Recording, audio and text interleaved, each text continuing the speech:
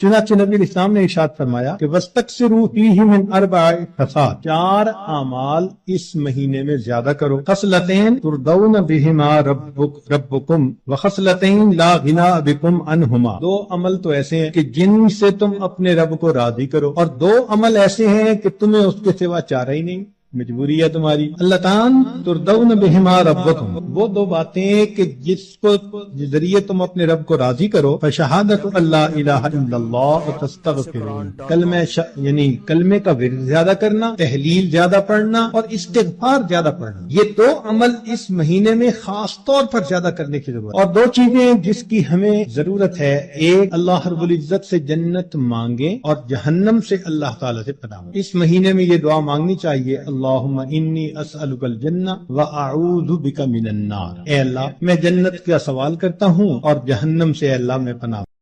Social media پر سب سے قدیم اور سب سے ریلائبل برانڈ درس قرآن. مزید ایسی ویڈیو کے لیے یوٹیوب چینل محمد ابراہیم فانی کو سبسکرائب کریں.